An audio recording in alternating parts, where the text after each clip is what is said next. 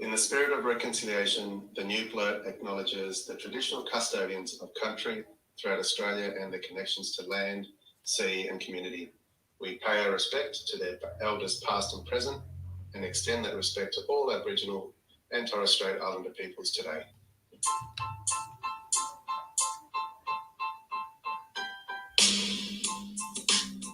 I can't take it anymore! Good afternoon, good evening, good day, and good morning, Blurtsters, wherever you are in the world. You are listening to the Blurt. Good evening. You absolutely are listening to the new Blurt, and for some reason it's getting a bit excited there. Yeah, you are listening to the new Blurt. It's 8:07 on a Tuesday evening. We are running slightly on the late side. Look, I'm just going to get into it straight away. So it's on the show tonight. We've got Get Off the Grass, ScoMo, one of our favourite subjects, hopefully one of yours. Chinese takeaway, quite a lot going on there. We've got the Chinese 100th birthday coming up, celebrated July the 1st of the Communist Party of China. So we'll probably have a bit of a chat about that. What's on the box? Always a good segment of what's streaming, what's on TV, or maybe even what you went and saw at the movies, which obviously isn't quite on the box, but still can actually do that now. So let's start talking about them. And I know this is Quincy's one of Quincy's favourite topics and segments. It always brings a flutter to his heart, which is Beerducation. So we've got some. I know myself, I've got an interesting one with the funky ones that Quincy's come up with so many times. So I've got a pretty cool one tonight. We'll see how we go. Looking forward to that. Yes. I am too, because it's nearly 11% alcohol. Oh, geez. So it's going to be that one then. I should sleep well after that one. So now that voice you hear in the background, of course, that is Wency. Good evening, Wency. How are you, buddy? How's it going?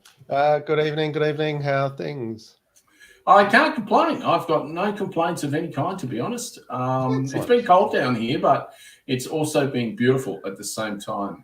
We've had, a lot of sun. It is a long way from the planet, but so you can see it, but you can't really feel it. But no, it's been lovely. And I did some planting about a week or so ago, some radishes, and I think I did some silver beet. They were heirloom jobbies, so I'm quite happy about that. Hopefully they come up, and I was a bit excited. I went out there just to see if anything's popping up, and I could see little green shoots. So getting so exciting, isn't it, when you see that? It is. I know it seems so silly, but no, it's very exciting. So I'm a little bit excited. But I've got to be honest though, when I was younger, I was never so excited to see little things pop up from the ground. Yeah, same. I was the same. But how's it all going up there? Are you doing any gardening? I'm not really sure what your weather's like for gardening up here. I've sort of given up with gardening. I'm only growing herbs, Vietnamese mint. The old herbs. Yeah, the happy herbs. Yes. Yes, we won't go any further with that, but yes, I grow the culinary herbs. Oh, culinary. Which types of culinary herbs? That'll be your regular basil. There's a French basil. We've got Vietnamese mint. Oh, nice. And that is nice. It. Yeah. I love Vietnamese mint. That is beautiful. Yeah. Haven't had much luck with coriander, which is something we use a lot. But I grew a lot of that last year. Mm. Yeah, it took off really, really well, but it also, just dies, and there's bugger all you can do about it. So you just need to, glean the seeds while you can, type thing. Exactly. Yeah, but that's my that's all I get to do. My eggplants didn't do well. My capsicums did poorly. They just didn't grow. I've got cabbages. This is a man that when I visited quite a few years ago had all these heirloom vegetables in his backyard. They were just all you could see, all the love in the garden. It was a beautiful thing to behold. So I am slightly crushed that you're slightly crushing your vegetables up there. I'm not sure I'm disappointed. what's going on. It must be the different climate I'm not used to. Well, are you sorry? No, that's all right. You go. I was going to say, are you not watching Gardening Australia? They tell you in all around Australia when you should be planting and what you should be planting, etc., etc. I think my problem is in Melbourne when I used to grow all my heirloom. I used to grow them from seed, and so up here I haven't renewed my subscription to Diggers, which is where I used to get all my seeds from. I was going to say, so you were part of the Diggers Club? Yeah, I was part of the Diggers Club. Free plug there for Diggers Club. Yeah, absolutely. Yeah. Free plug there for sure. They've got some fantastic gardens. Yeah, exactly. Oh, down there, it's beautiful. I think they've got one in New South Wales as well, which I haven't been to yet. I think you might be right as well. We're going to visit. We visited St. Earth a few weeks ago, and that's just a magnificent place to go. And they've got a couple of others. They've got one in the Dandenong Ranges called Cloud Hill, and that's just outstanding. It's just the design and sorry. And the one in the peninsula. Yeah, I can't remember what that's called. It starts with H or something. Can't remember. I can't remember either. I think Ness went there as part of her studies for her masters for the horticulture. Oh yeah, of course. In fact, she went to all those gardens as part of her study, but we went to St. Earth together, which was pretty cool. And we're off. That's up Dalesford Way. Yeah, near Trentham. I used to go there all the time. Yeah. Well, there's another. Well, you would have. Yeah, that makes sense. There's another garden up there too called Black something. Black something. Yes. Yeah, and it's meant to be. Go on. No, I was just saying it's meant to be a very good. It's meant to be another very good gardens. It's not the same size as St. Earth or anything, but it's just meant to be a really cool space. Yeah, but I can't remember what it's called. It's Black something. Yeah, I'm sure it's Black something. I went there once with my father, and he ended up buying things from there as well. I would have imagined that you probably would have, because Point Cook, you're not that sort of far away from Dalesford. It'd probably be 45-minute drive or something. I think it's about an hour and 15, but my in-law lives in just outside of Dalesford, so sometimes would go Trentham Way. Yeah, because that was my excuse to go to St. Earth Gardens. Yeah. Otherwise, I'd go the other way, which is the quicker way, which bypassed Trentham. But yeah, it was a great garden. St. Earth is one of my favourite gardens there. Oh, it is just outstanding. Beautiful. We had a beautiful day, and the lunch I had was lovely too. It was really, really good. Yeah, they make great food. Yeah, coffee. What did you have? So, I had a pork ragu. Yeah, it was sensational. Really, really good. Yeah. So and any veggies they use, or herbs they'd use from the garden too, which is great. Oh yeah, absolutely. And that's a beautiful part. You go somewhere like that, and you're just getting straight from the garden, straight on your plate. You can't ask for more than that. Oh, exactly. So, but it's 14 past 8. Time is getting away from us, Wency. We've got to crack on. And here we go.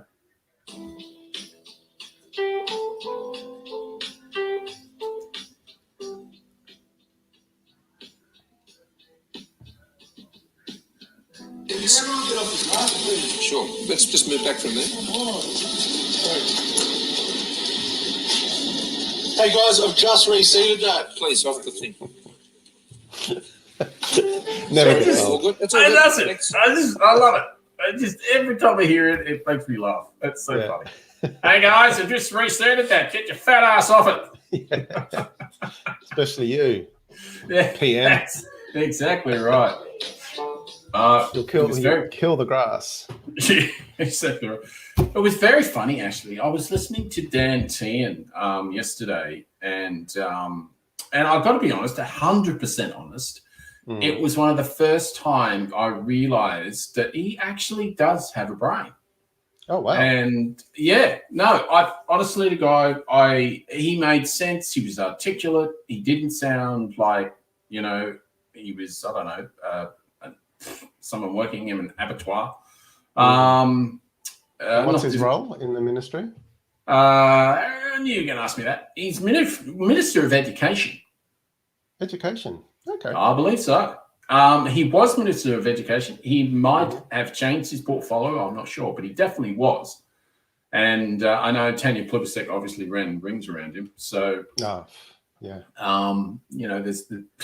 There's no. I mean, it's hard to really mention them in the same sentence. But I've got to be honest. I've got to give it to him. He was on a podcast I was listening to with Catherine Murphy, and he was very good and really insightful. And it was actually I really enjoyed listening to it. And I just went, "You're not as much of a dick as I thought you were." Wow. So yeah, that's surprising considering what party he's in. Exactly right. But sometimes you just got to listen and give these people a go. I mean, I've got to be honest. I listened to David Littleproud on the same podcast a little while ago with Catherine Murphy, and he's a very bright man as well. And it was interesting. She put him on the spot quite a lot of times. But I mean, she had Albo on there the other day as well, and she puts him on the spot. She's good. She's as they say, an equal opportunity asshole. So that's right. That's exactly what you want. So unlike the ABC reporters who are commies. Oh yes. But she's from The Guardian, so she'd be even more of a commie. Yeah. So, but anyway, it's it was really interesting. But with me banging on, obviously our segment's called Get Off the Grass ScoMo. In case you don't know, and this is your first time listening to the pod, the new Blurt, we talk about what ScoMo, Prime Minister ScoMo, has maybe done this week or something associated to him. And he hasn't done. Take it away. Yes, it's been a big week for our old mate ScoMo and his government, of course. From releasing 4-year-old Thanika Murugapane from Perth Hospital and released into community detention, to Morrison going into isolation in the lodge, I believe, after coming back from the G7 summit. And the big one that's happened in the last 24 hours or so is our Nats ex-leader has become the leader again, Re-Joyce. So it's been a big week. Old is new again. Is that what it's saying?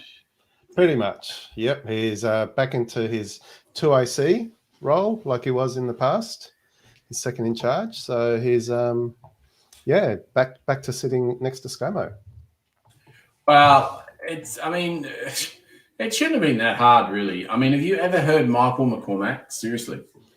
Can you believe they allowed, I mean, you know how much we obviously appreciate ScoMo on this show, but they allowed Michael McCormack.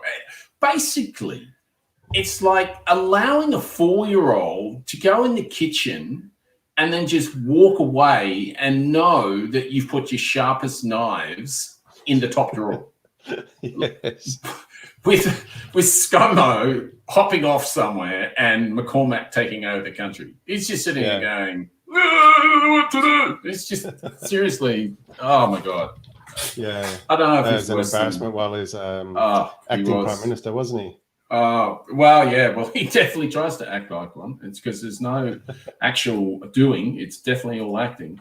But one thing I'll say, the Shovel had something to say about Re-Joyce coming back. They had a couple of notes here. Yeah. They said he's back to challenge the National Party leadership. As we know, he's taken the party leadership. As I said, it shouldn't be that hard, really, honestly.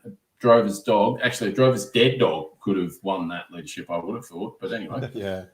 The former leader said the constant media attention has taken its toll and that it was time to be the face of National Party again. And again, right.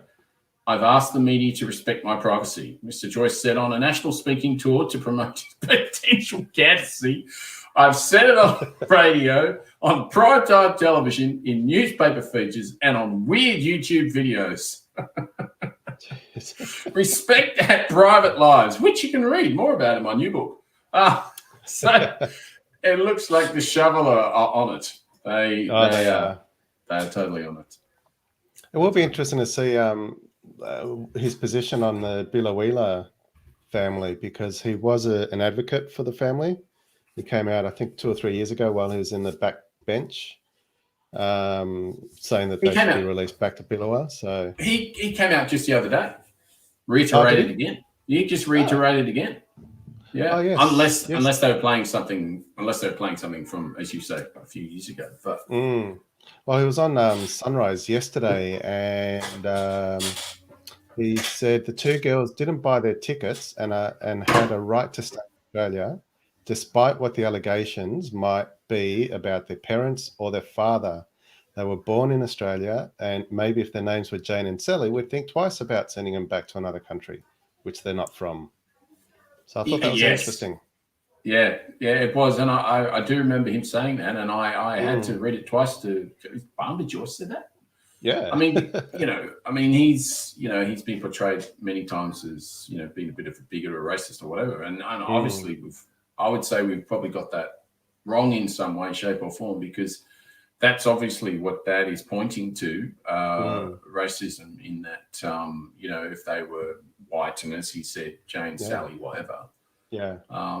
See, I mean, I don't know what the laws are, but surely the moral and ethical laws are that if you've got kids that are born here, I don't know, don't they have a right to stay here? Aren't you an Australian citizen if you're born here? Depends on your conditions. I know we've got close Vietnamese friends whose daughter was born here in Australia. Yeah. But because the father was here on a study visa and the mother was here as the spouse, then the little girl wasn't considered an Australian citizen, even though she was born in a Brisbane hospital. So it probably depends on the visas they're on. Okay. Yeah. I'm not sorry, go for it. I was just going to say, not being an immigration specialist, but yeah, my understanding would be it depends on the visa. Yeah, no, that's a good call. I mean, I'm not across that side either, but the only thing that I would say is that the town of Billawheeler, have just welcomed these people with open arms, and they've been up in arms, when they were taken. I mean, you sort of go back and you go, why was a family ripped from their bed in the middle of the night and then dragged to a freaking island when they're just sitting there living in a community and just, they were working, so they were contributing to society. They were paying taxes. Yeah. I heard this one. They were volunteering. They were doing all sorts of positive things. I heard this one the other day on Susan Averici, I think her name is. I'm a bitchy or something like that. I'm not sure. But and she was on Q&A, and she was saying, what I'm about to say, a lot of people are not going to like. And I'm thinking, yeah, well, most things you say I don't. So, yeah, that makes sense.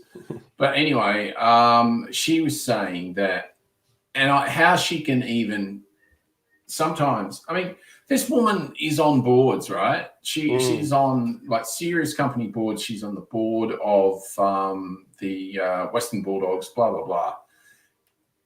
And she's seriously dumb.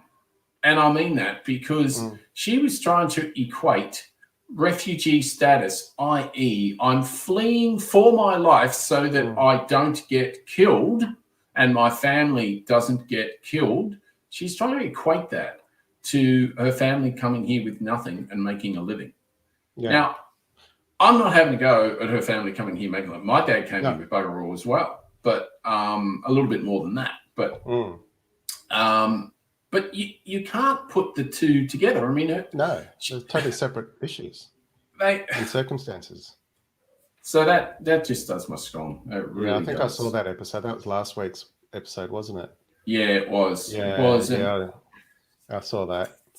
They let some really bad things go in that episode, but that's not exactly what we're talking about. But we need that conversation, and we need that diversity of opinions, because it all seems to be one-sided sometimes. So getting someone else's perspective can help us hopefully move forward. Yes, hate them more. Yes, exactly.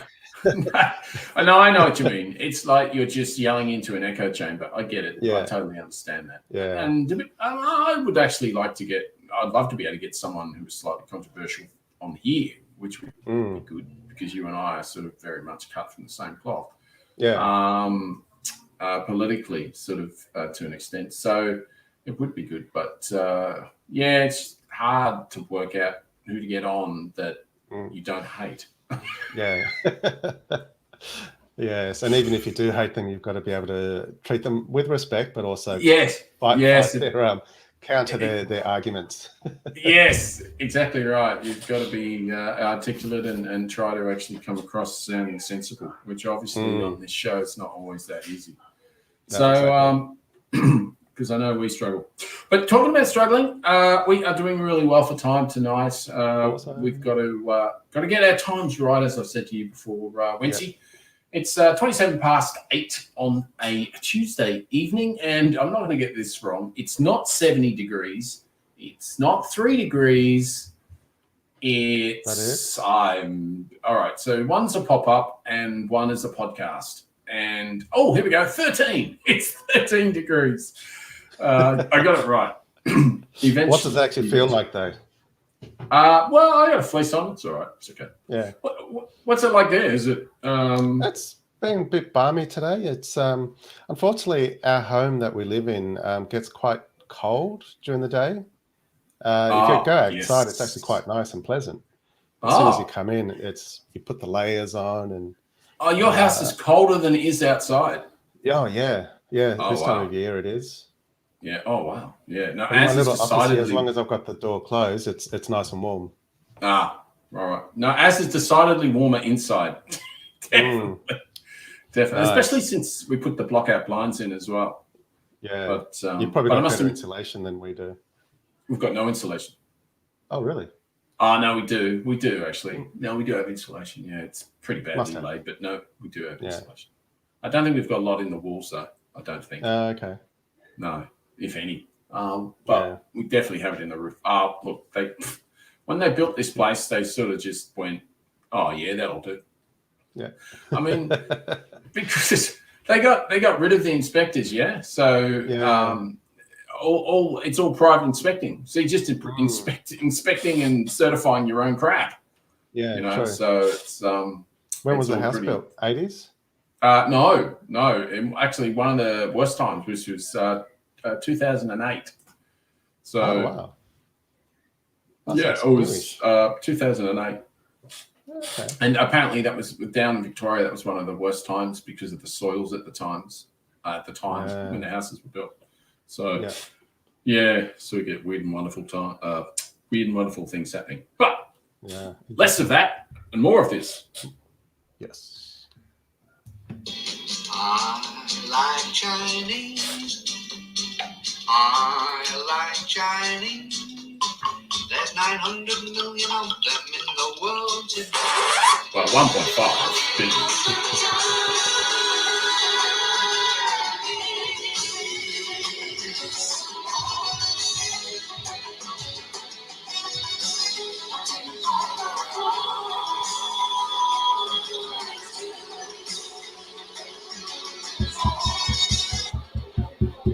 Welcome to Chinese Takeaway. Yes, it is Chinese Takeaway. And it is a segment whereby we hope you take away something interesting that we have got to deliver on China. Do you want to go? Have you got some good stuff there? I've got a couple of little things to chat about. Crack on, my friend. Crack on. Just in the last week or so, China launched 3 astronauts into space. That is interesting. It is. Wow. So I think they're trying to exert their prowess in space travel to catch up with Russia and the US, of course. It's the first space crew to be sent up in nearly 5 years. They docked with the Chinese space module, which is called Tian, Tiahne. I don't know how you pronounce that, but I think it's Tian. They did a good job. I think so. They'll spend 3 months on the space station. It's just a little module. and a bit like the International Space Station, they'll add more modules over the coming years, including a telescope. So they'll spend there 3 months and then come back, and I'm sure more trips will go there later in the year or next year. So I thought that was interesting. So how many did you say went up this week? 3. So they'll spend 3 months there working on the space station, making sure it's operational, has all the computers and whatnot, the air pressure, just making sure everything is tested correctly. And then I'm guessing they'll then start sending more modules over time and fitting it out with food and other cargo. Do you know if it is a specific project, i.e. are they trying to get somewhere, test something, discover something? I would say so. That'll be the most logical thing to do if you're getting into spending all that money. Well, yeah. Yeah, you want some return. Yeah, well, absolutely. But do you have any specifics on that, or? No, I haven't been able to find anything specific, but I know they're going to do some experiments down the track. Let's see if I can find something. It's probably an adjunct to them moving to Mars in the near future, I'd guess. They're going to move part of their population to Mars. Is that what you're saying? Yeah. I'll say that. It's an world exclusive. On the new Blurt, you heard it On first. The new Blurt, yep, you heard it first. 500 million Chinese to go. Just to go to Mars. And we'll follow soon after. Oh, for sure. Well, I mean, it's amazing, isn't it? I mean, 1 in 5 people is Chinese on this planet, which is just crazy when you think about it. Yeah, and you know the government has, you know how they used to have the 1 child policy and then they moved it to 2. Yes, well, they're going to half now, up to 3. 2.5 kids per family. No, they've gone up to 3 now. 3. 3. What are they trying to do? Take over the world? Yes, they are. Yes. Yes, 1 child at a time. Oh, yes. Yeah, absolutely. Look, that is cool. You got anything else there? The other one was just something I learned recently was housing, and how in many countries around the world, including Australia, of course, we can't afford homes. But in China, they have made it easy for them to own homes, and about 70% of young people own a home in China. So I don't know how they do it. 70% of young people own a home. A home. It's generally a small apartment in a crowded block. Oh, I thought so. Yeah, so it won't be a house like we're used to here. Yeah. But yeah, it's something that the government has said it's not something that people should be making money of. It should be something that people need to live, because that's everyone's right to live under a roof. So yeah. Well, unless you're a Uyghur, obviously. Of course, yes. Then 5 million of them can get stuffed, basically. Yeah, exactly. So, yeah, of the 12 million population of that exist in the Uyghur province. Yeah, that's amazing, isn't it? Xinjiang. I think it's a Xinjiang. Yeah. That's pretty amazing stuff. Yeah, that's my stuff. What have you got? Anything? Yeah, I do indeed. It is, and I should have really had this queued up, but I'll just see if I can get it in really quickly while I'm stretching here. I'll just see if I can get something and sort of keep talking whilst I'm talking about China, talk to you, and just try to actually talk to the people, talk to everyone, just see if we can get a little bit of video. Here it comes.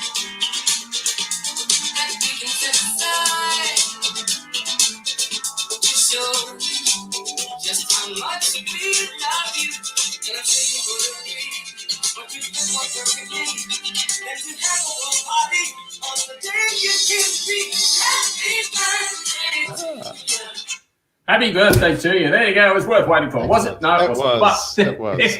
There you go. We probably won't be able to play that recording anyway. We'll probably get a blah blah saying you better mute that or you can't play it. So that's all right. Whatever. We'll just put the captions in so people can hear it or read that's it. Yeah, and we'll put the link in on the show notes as well of where you can grab that off YouTube Music in this particular case. But anyway, so it's the 100th birthday of the Communist Party in China. Right. And they're celebrating this on July the 1st, and they are celebrating it with a whole bunch of, it's not obvious. It's quite out of the box how they're celebrating it, especially the way the Communist Party like to celebrate their party. It's patriotic films, history lessons, and mass weddings. I wonder what those history lessons would be like. I'm sure the Uyghurs will be taking part in a lot of those history lessons somehow. Somehow, probably ignored. Either way. I would think so. So movie theaters in China are being ordered to screen patriotic films with titles like The Sacrifice and The Red Sun. Elementary students in some cities are being... Yes, I have to look this up, actually. Elementary students in some cities are being told to create paintings, calligraphy, extolling the virtues of the Chinese dream. Buses and subways are broadcasting nationalistic messages about revolutionary heroes. China's Communist Party is gearing up for its patriotic extravaganza to celebrate the 100th anniversary of its founding on July the 1st. And I think millions and millions of factory workers are just lining up to get paid their 1 yen a day. I think that's what's happening there. Wow. Doesn't sound like much. No, it's not. It's tiny. It's terrible. In fact, just going off, I'm still on China, but going off the subject slightly. I always can't remember this guy's name, but Mao's Last Dancer, the dancer himself. I wish I could remember his name. I think it's Li Xing Chan. My wife would know. She adored him when he was doing ballet back in the day. Yes. Well, he's in Queensland, yeah? Yeah, he lives up here. He's set up a ballet school. He's the director. Yeah. And his wife is up here. Yeah. But what is incredible is how his parents lived before he ended up going to America. And the other thing that's incredible is at the time when he was chosen, he was chosen out of 44 individuals out of nearly 1 billion people. Wow. And I don't know how many boys, but it would be millions, obviously. And it was only 44, and he was one of those 44 chosen. So it's pretty nuts, his story, which I'm sure you've read. And he was just talking about how when he went to America for the first time and he bought a pair of jeans, he realized that was more than the salary that his father got for the whole year. Oh my God, just for a pair of jeans. Just for a pair of jeans, yeah. Wow. And jeans in America aren't expensive. They're way cheaper than here. Yeah. That episode nearly made me cry, actually. It was on Arn's Brush with Fame. I mean, I've read the book, but I never get sick. And I've heard this guy live too. We've seen him live. I never get sick of listening to this guy. It's just phenomenal. But I sort of bring that up just because of the fact that they're celebrating their 100th anniversary, and that's fine. And, good on them. Well done, China. But gee whiz, they've got a terrible, horrible past that's just completely ignored. And it was interesting. I was listening to something the other day, and there was a lady that came out of China, and she never, I can't remember if she went back or whatever the situation was, but she'd never ever heard, she had no idea about the Tiananmen Square massacre and what happened in Beijing at the time. I think it was 82 or something like that. She didn't know what Tank Man was, etc., etc. It does hurt me because they've just got so much potential to be such a world progressive power. Even they could be communist, but the way that Xi Jinping is doing communism is not the way that his predecessor was doing it. Yeah, and like you said, they have a history that a lot of people tend to forget, that they were invaded by, I think, the English and many other countries. Yep. They were diminished in not only in power but also morally, and as a nation, they just got defeated in a personal way. And so I think when the Communist Party started in China, they said, never again are we going to be taken over by external forces. And I'd say they're right. Yeah, and I think that 100 years, this is what we're seeing, is their vision coming to fruition. And like you said, I think they have potential to be a great country, to be leading this world if they do things well. And I'm definitely not saying that the Western, countries have done the right things by China at times as well. Yeah. Far be it to say it from that. But when you do, one of the biggest things you need to do to be a nation, a world leader of a nation, is you need to open your country up to criticism, and you need to open it up to journalism, and you need to open it up so that people know that you're transparent in what you're doing. Even if they don't like what you're doing, you need to be transparent about it. Now, saying that, as you probably know, there's a lot of stuff that's been going on through Australia at the moment, where Witness K had secret court cases that didn't even come out into the public, but it was all about how there was a lawyer, I think, that was acting for someone that was the whistleblower for the Australian government when they were spying on, I think wasn't Papua New Guinea. It was Timor-Leste. It was Timor-Leste, wasn't it? Yeah, absolutely. And so so much so that Ramos Horta, who I think is either the Prime Minister or the he was. I don't think he is anymore. I think they've got new president. So I think he's Prime Minister. Yeah, I can never quite catch up with the presidents and Prime Minister, how they work it out over there. But anyway, one of them had recommended the witness K, or I think it was his lawyer, etc., to receive some sort of bravery award, etc. Because of what he did. So I'm not saying that where sort of Australia's any better from that perspective, but most of the time, I would say probably 70-80% of the time, it's transparent in that when journalists go to a media conference, they can ask questions without being blocked or censored or whatever, to a certain extent. Or taken to jail. Yeah, or taken to jail and then tortured and killed. Yeah, exactly right. Exactly right. So, so I do find that a bit of a shame. And two things I will just mention just while we're talking about that. Fantastic show with, we've talked about it before, Stan Grant and, do you know the girl's name? Thank you. Nice work. Is China Tonight. I think it's on Monday nights. Is that right? Tuesday nights, actually. It's on tonight. So it's actually tonight. It's always after our show. Oh, cool. I'll look forward to that. Okay, cool. So that's on tonight, and obviously you can pick that up with iView. And then you've got China if you're listening on podcast. You can pick that up pretty easily as well with Matt Bevan. So which we recommended last week on the show. Yes. So highly recommend both of those. And it was interesting. He was talking about how Huawei became Huawei, and why the issue was that the Australian government didn't want to have them in their communications framework, if you like. So interesting. That's that one. A good one. Yeah, I would highly recommend it. Really, really good.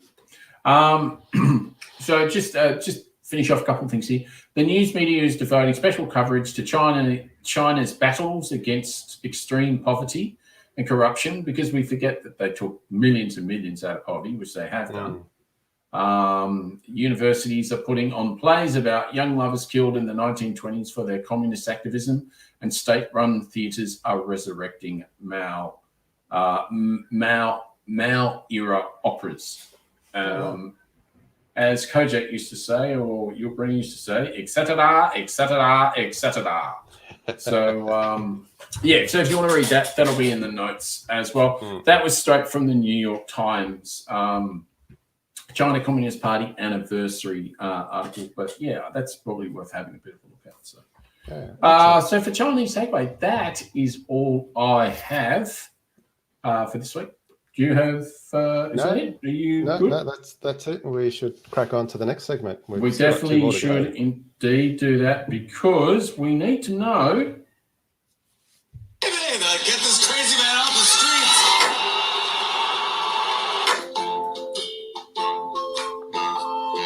Notice, but lately I've been drifting aimlessly.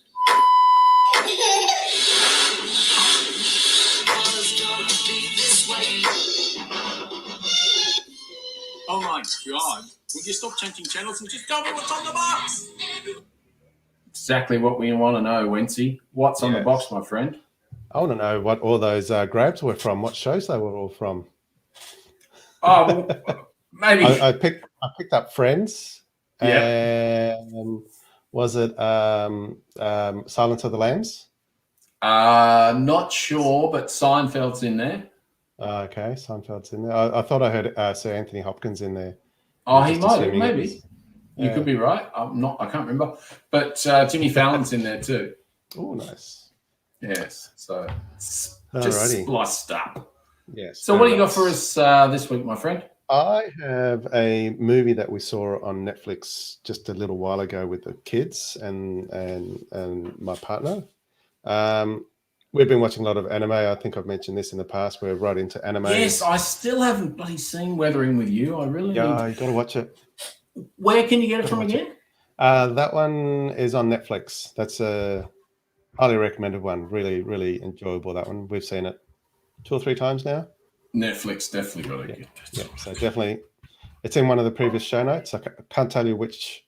Yeah, we'll put it in this one again. We'll put it in this one Put again. it again. But the one I'm reviewing this week is another Japanese anime called A Whisker Away, available on Netflix. It's a story about a teenage girl, as most of these anime movies are about, who has a crush on a boy at high school. She comes across a magical item that changes her into a cat. And she then visits her crush at his home. And although he likes the cat, which is her, he's never shown interest in her at school. And so... you got a quick grab? No, I don't have a grab because it's all in Japanese. Okay. We watched it with the subtitles. Oh, yes. But can she make him love her? Will he ever find out that she's a cat? You'll have to watch it. It was released in 2020, last year. Oh, Written by Mari Okada, who's a female screenwriter. Yeah. She hasn't written anything that I'm familiar with, but she's done heaps of Japanese TV and animation shows. And it was directed by Junichi Sato. Again, movies or shows I'm not familiar with, but he's done other Japanese TV and animation shows as well. So yeah, it was a good movie. I'd give it 3.5 out of 5 Blurt stars. Blurt stars. Excellent. Yeah, it was very, very enjoyable. I won't give away the ending, of course. No, absolutely. So just again, sorry, can you just repeat what was the name of it again? A Whisker Away. A Whisker. It's always away or with you, or there's weather involved, or something with a W. That's what I'm finding. But whales speak. I don't know. It's always something with a W. But no, that sounds awesome. So is that Netflix as well? Yeah. Netflix. Oh Correct. man, we got to do some anime Netflix series. But you'll have those in the show notes, so that will be good. Yeah, no, excellent. We'll crack on through here. I won't take very much time at all. So I've got a tiny little grab here just before I play it. I don't know what we're about to listen to. Well, I do, but I don't know exactly what we're about to listen to. What we're about to listen to is a trailer of a show on Netflix again. It's called Lucifer. There's 5 seasons, highly recommended. Some of the episodes are scary as all get out. Some aren't. There's more quirkiness to it. But the main protagonist is Tom Ellis. He's English, and he plays what they call the devil. the real devil, and it's really, really good. He's a devil in human clothing, and it's all about his relationships on Earth and machinations and punishing people that need to be punished, and et cetera, et cetera. It's got a lot of double entendres to do with God and the way that they use expressions, etc. It's very funny. It's really well written. Definitely 4.5 Blurt stars. Cool. We got about 3 episodes in, and Ness and I nearly just dropped it and just went, "Oh, it's good, but I don't know." Then we watched the 4th one, and that was it. It was all over. We're on to about the 3rd season now, and now we just have Lucifer nights. You know, nice. India comes in. Come on, Lucifer! So yeah, no, this Are they is long episodes. No, they're about 45 minutes, so it's pretty cool. Okay, You can that's not binge bad. it for you quite quickly. Yeah. Yeah. So I'll just play this bit. Desires are on their mind. You're not marrying this human stain because you're actually in love with him, right? God, no. Oh my, I can't believe I just said that. Must be something about his face.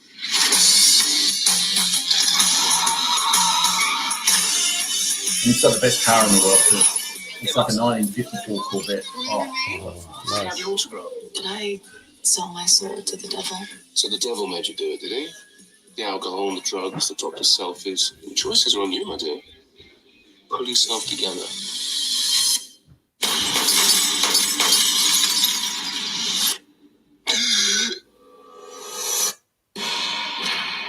So a couple of sound effects, etc., that you're listening to there was people dying and then coming back to life, and etc., being thrown through a window. But being thrown through a window with just one hand, just going. I'm not using my hand very, very strongly at all, and they'll just move about 50 feet across the room and just smash the wall. No, it's cool. No, it's really, really cool. I highly recommend it. It's a lot of fun. I have seen that pop up on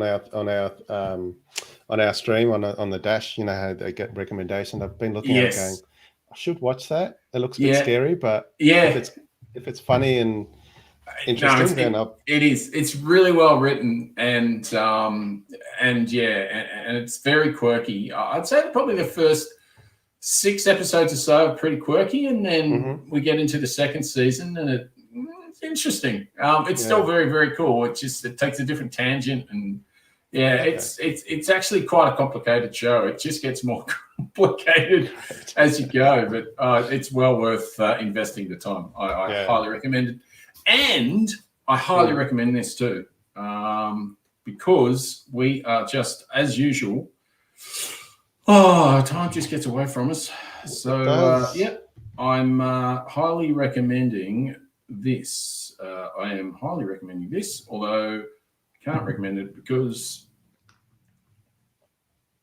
Beers, get on the beers, beers, beers, beers, get on the beers, beers, beers, beers, beers, beers, beers, get on the beers, like this.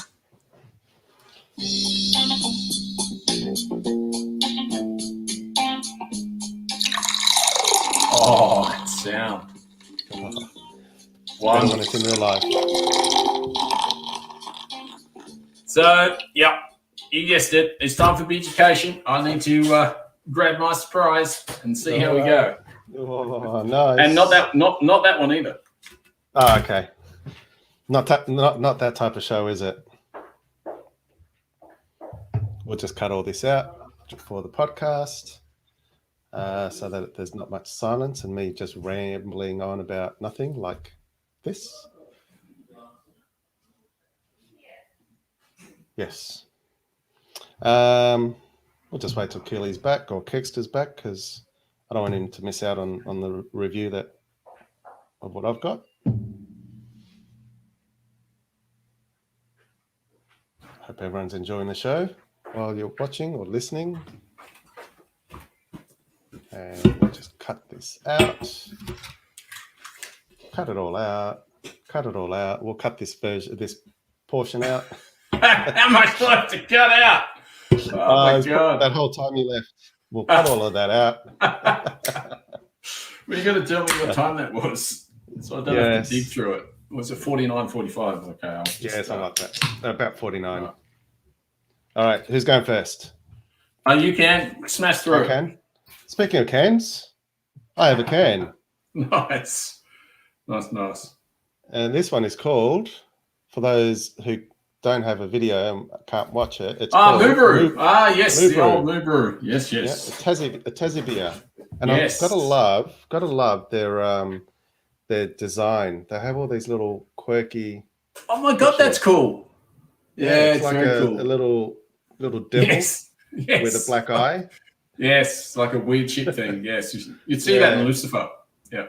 Yeah. Oh, nice. Can't wait to see that now. Maybe I should watch it. Having a Moo Brew. You should. I think that's a great idea. So Moo Brew, like I said, is a Tassie brewery located in Bridgewater, about 30 k's north of Hobart. In the past, Moo Brew would never touch an IPA because the owner isn't into IPAs. But one of the brewers may convince him to that they should make an IPA. And after winning a few awards across the nation, it's now in their repertoire. Because they normally do European styles and some American beers as well. So an IPA was something different for them. It's got a 6.66% alcohol content. And I don't know how many standard drinks. Doesn't say, I don't think. Although it should, shouldn't it? Right, sure. They're probably too scared to tell you. Yeah, I'm not seeing the numbers. Oh no, there it is. It's a two standard drinks. It's very small writing. 2 standard drinks. It's got an IBU or an International Bitterness Unit scale of 65. So that should mean it's quite a bit bitter. I will now pour the beer. Hopefully not on my laptop. No, don't do that. Nice colour. It is, isn't it? It's a nice golden. I would amber. just about guarantee that's going to be very good. Yeah, you've had Moo Brew? Yes, I have. It's a lovely drop. I didn't realise it's Tasmanian, but yes, that's a beautiful head. Really nice. Oh, thanks. I know. I worked hard on this head today. The makeup and the hairstyle and everything. Yeah. So thanks. Hey, cheers. But just crack on with you. We just don't have time for you to bloody be sorry. So yeah, like you said, nice golden color. It's got a fruity taste and aroma, and quite a little bit bitter. So if you're not a big IPA fan, probably not your cup of tea. Although it looks a bit like tea. It does. Quite delicious. It looks lovely, actually. Yeah, it looks good. Cheers. Highly recommended. I love it. It looks really good. Looks really good. I'll definitely look out for that. So I have got this one, and this is the can. Mm-hmm. Oh, can't see. I'll try that. Is that Pirate Lights? It's terrible, isn't it? Oh, I wish I could get it. Oh, there you go. Cool. Put it in that corner. Just bring it. Come on. Angle it this way, like that. Trying hard. Go to your left. Oh, there you go. Oh. Orange. I see orange. Orange creamsicle milkshake IPA. Oh, you're adventurous. I am adventurous, and it's called Bad Shepherd Brewing Company. Oh, this delicious. I'll tell you in a minute. Cheltenham, Victoria. This delicious treat was brewed especially for the Southeast Beer Festival. It was dry hopped every single day of fermentation with a selection of citrusy hops to give this milkshake IPA an undeniably dreamy aroma, with notes of oranges and refreshing at the same time, with a creamy mouthfeel with the addition of lactose and vanilla. So, doesn't really sound like a beer, does it? No. If anyone could see Wency's head at the moment, it's not quite as nice as it was before. Anyway, so you couldn't find the standard drinks on yours. I can find it. It's got a big glass. And it says 3.5. Holy moly! What? Jeez. So we're looking at 3.5 drinks, and we are looking at 10, or is it 13? No, 10% alcohol. Yeah, 10% alcohol. That's a very, very alcoholic beer. Guacamole. So, cheers to you. I'll see if it's any good. Cheers. Hope you like it. So do I. Oh, wow. That's terrible.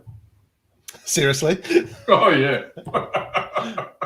Does it I'm gonna smell drink of it, orange?